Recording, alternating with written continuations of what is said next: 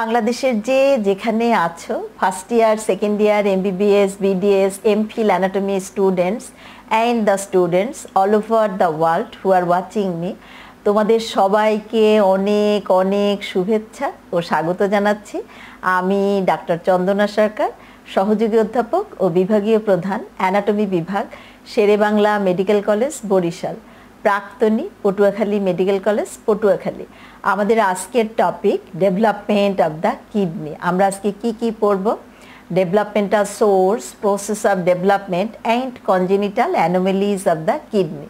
তো শুরু করি যে হোয়াট ইজ কিডনি। আমরা ডেভেলপমেন্ট শুরুর আগে এটা জেনে নিই যে pair of excretory organs part of the urinary system. We know urinary system is composed of a pair of kidneys, pair of ureters, urinary bladder and urethra. Today we are concerned with the development of kidney. তো প্রথম question যে kidney developmental source কি?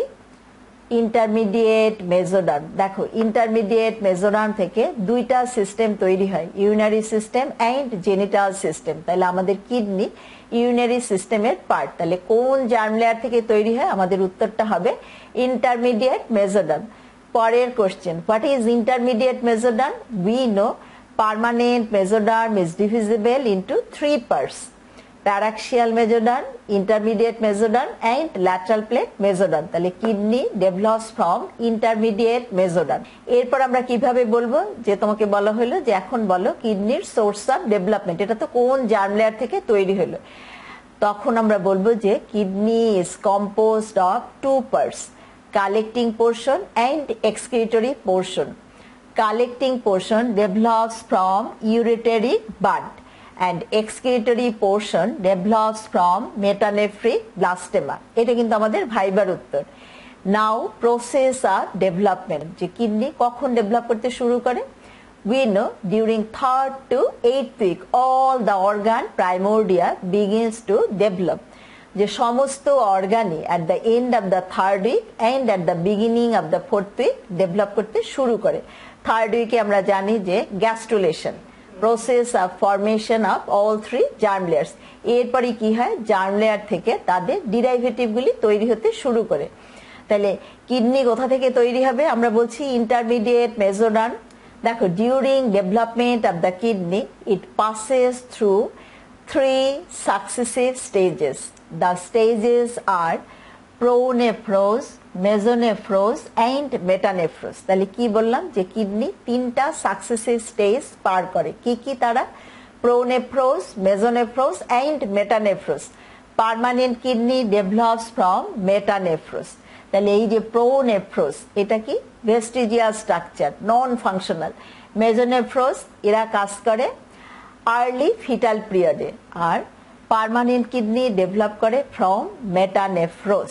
দেখো আগেই আমরা বলছি কি যে kidney is composed of 2 parts: collecting portion and excretory portion. তাহলে কালেক্টিং পোর্শন আমরা বলতে কি বুঝি? দেখো কালেক্টিং পোর্শন বলতে আমরা বুঝি collecting tubule, minor calyx, major calyx, then ureter. দেখো আবারও বলছি collecting tubule, minor calyx, major calyx, then ureter. These are the collecting portions. And excretory portions বলতে আমরা কি বুঝি? renal corpuscle and renal tubule. কোন পর্যন্ত? distal convoluted tubule. renal corpuscle বলতে আমরা কি বুঝি? glomerulus and Bowman's capsule. R tubule proximal convoluted tubule, descending limb of loop of Henle, ascending limb of loop of Henle and distal convoluted tubule. এটুক হলো excretory portion. আর collecting portion আমরা বললাম কি যে collecting tubule, minor calyx, major calyx and then ureter. তাহলে এখন আমরা আলাদা আলাদা করে বলবো যে কালেক্টিং সিস্টেম কিভাবে ডেভেলপ করে আর এক্সক্রিটরি সিস্টেম কিভাবে ডেভেলপ করে। আমরা পরের ছবিতে যাই। দেখো কিডনি কোথা থেকে ডেভেলপ করে আমরা বললাম ইন্টারমিডিয়েট মেসোডার্ম। দেখো this is the paraxial mesoderm, this is intermediate mesoderm and this is the lateral plate mesoderm. This intermediate mesoderm forms urogenital ridge on each side of dorsal aorta. দেখো this is the dorsal aorta. কেন এরকম urogenital ridge তৈরি করে সে? Due to cephalocaudal and lateral folding of the embryo. This intermediate mesoderm forms elevation on each side of the dorsal aorta. এটাকে আমরা কি বলছি? Urogenital ridge. After its formation, it divides into two portions. দেখো medially genital ridge and laterally nephrogenic cord. We know from intermediate mesoderm genital system as well as urinary system develops. তাহলে দেখো from this nephrogenic cord kidney will develop. তাহলে আমরা তো আগেই বললাম যে kidney তিনটা সাকসেসিভ সিস্টেমের মধ্য দিয়ে ডেভেলপ করে, প্রোনেফ্রোজ, মেসোনেফ্রোজ এন্ড মেটানেফ্রোজ। আর মেটানেফ্রোজ থেকেই পার্মানেন্ট কিডনি ডেভেলপ করবে। আমরা পরের ছবিতে যাই। দেখো কালেক্টিং সিস্টেম, প্রথমে আমরা বলি কালেক্টিং সিস্টেম, যে কালেক্টিং সিস্টেম কোথা থেকে ডেভেলপ করে? Ureteric bud. Now what is ureteric bud? It is an outgrowth from the mesonephric duct close to its entrance into the cloaca. দেখো তাহলে এখন পরের question, what is cloaca? It is the terminal portion of the hindguard below the attachment of the allantois. এটাকে আমরা বলি cloaca। বললাম কি যে ureteric bud it is an outgrowth of mesonephric duct close to its entrance into the cloaca or primitive urogenital sinus. এখন দেখো এই যে ইউরেটেরিক বাড এটা তৈরি হয়ে সে কি করে? ইনভ্যাজিনেট করে ইনটু দ্য মেটানেফ্রোজ। এই যে ইনভ্যাজিনেট করলো, এখন ইনভ্যাজিনেট করে কি হয়? দেখো এটা ডাইলেটেড হয়, ডাইলেটেড হয়ে প্রথমে কি তৈরি করে? পেলভিস। এরপর কি এর দুইটা ভাগে ভাগ হয়। দেখো একটা ক্রেনিয়াল পোর্শন, একটা কডাল পোর্শন। এ থেকে তৈরি হবে কি? Major calyx. এরপর কি এরা ডিভাইড হইতে শুরু করবে। আমরা পরের ছবিতে যাই। দেখো এরকম ডিভিশন হইতে শুরু করবে, কোন 12 জেনারেশন টিবিউলস তৈরি হবে। এর মধ্যে কি হয়? সেকেন্ড জেনারেশনটা এটা ডাইলেটেড হয় এবং অ্যাবজর্ব করে থার্ড অ্যান্ড ফোর্থ জেনারেশন এবং তৈরি করে কি? Minor calyx. তাহলে দেখো প্রথমে তৈরি হলো pelvis of the ureter, then major calyx, then minor calyx। এরপর কি যে ফিফথ জেনারেশন থেকে একেবারে আপ টু 12 জেনারেশন তারা ডাইলেটেড হয়ে তৈরি করবে এই যে কালেক্টিং টিবিউল। তাহলে আমাদের কালেক্টিং পোর্শন কোথা থেকে তৈরি হলো? From ureteric bud. What is ureteric bud? It is an outgrowth from the mesonephric duct. Now excretory portion কোথা থেকে ডেভেলপ করবে? এই যে মেটানেফ্রিক ব্লাস্টেমা। আমরা পরের ছবিতে যাই। দেখো these are the excretory portion. Excretory পোর্শনের পার্টস কি কি আমরা বলছি? যে গ্লোমেরুলাস, বোম্যান্স ক্যাপসুল মিলে তৈরি করে কি? Renal corpuscle. আর এই কি? Renal tubule, proximal convoluted tubule.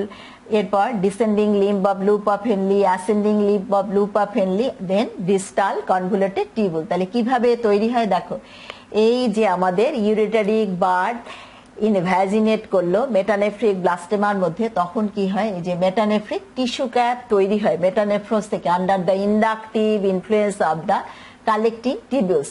এই মেটানেফ্রিক টিস্যু ক্যাপ এটা দিয়ে আবার তৈরি হয় কি? দেখো এই যে রেনাল ভেসিকেল। এই রেনাল ভেসিকেল থেকে তৈরি হয় কি? একটা এস শেপড টিবিউল। সেই এস শেপ টিবিউল এই যে কন্টিনিউয়াস লেন্থেনিং হতে থাকে এবং তার যে ডিস্টাল পোর্শনটা হয়ে যায় cup shaped.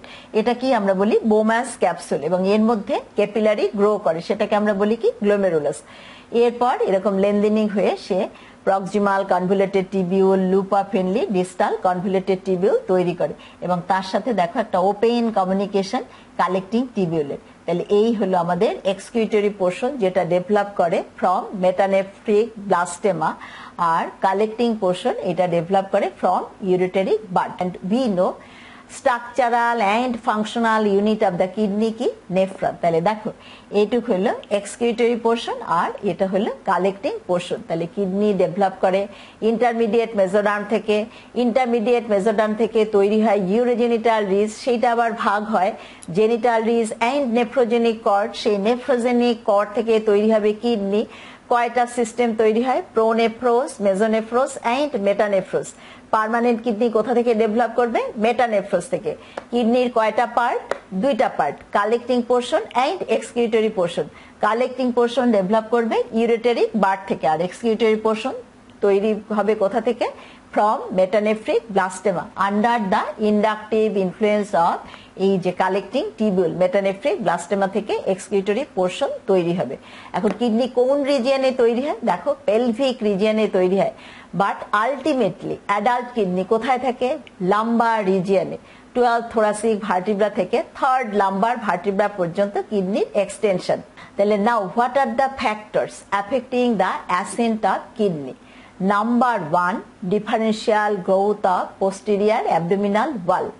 Number 2, reduction of fetal curvature.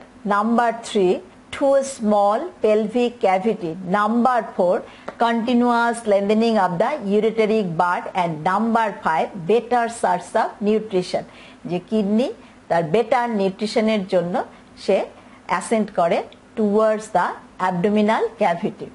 তাহলে এটা গেল factors affecting the accent of kidney. Now what are the congenital anomalies of the kidney? আমরা পরের ছবিতে যাই। দেখো এটা কি? Pelvic kidney. তার আগে বলে নি যে অ্যাজেনেসিস। অ্যাজেনেসিস মানে কি? যে কিডনি তৈরিই হলো না। বাইল্যাটারাল অ্যাজেনেসিসও হতে পারে, ইউনিল্যাটারাল অ্যাজেনেসিসও হতে পারে। কখন হবে এটা? If ureteric bud fails to develop. কারণ আমরা জানি যে ইউরেটারিক বার্ড এইটারই ইন্ডাকটিভ ইনফ্লুয়েন্সে মেটানেফ্রিক ব্লাস্টেমা থেকে কিডনি তৈরি হয়। তাহলে agenesis of the kidney number 1। Bilateral হতে পারে, ইউনিল্যাটারাল। বাইল্যাটারালটা আনকমন, ইউনিল্যাটারালটা কমন। Number 2, pelvic kidney. দেখো আমরা বলছিলাম যে পেলভিক রিজিয়নে কিডনি তৈরি হয়, তারপর সেটা অ্যাসেন্ট করে লাম্বার রিজিয়নে চলে যায়। এখন যদি একটা কিডনি অ্যাসেন্ট করতে পারলো না, ফেইলিওর অফ অ্যাসেন্ট, তাহলে কি হবে? আমরা এই যেটা ইউনিল্যাটারাল পেলভিক কিডনি। আবার এরকম বাইল্যাটারাল পেলভিক কিডনিও আমরা পেতে পারি। এরপর কি? Horseshoe kidney. আমরা পরের ছবিতে যাই। দেখো this is the horseshoe kidney.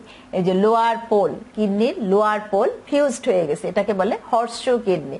Then pancake kidney. আমরা পরের ছবিতে যাই। দেখো this is the pancake kidney. এরপর কি আছে আমাদের? লোবুলেটেড কিডনি, পলিসিস্টিক কিডনি। এরপর congenital anomalies of the ureter. আমরা পরের ছবিতে যাই।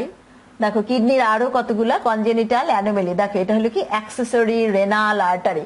এটা দেখো ইউনিল্যাটারাল ডাবল কিডনি। আচ্ছা এবার কি? Congenital anomalies of the ureter. আমরা পরের ছবিতে যাই। Double pelvis, bifid ureter. এটাও বাইফিড ইউরেটার।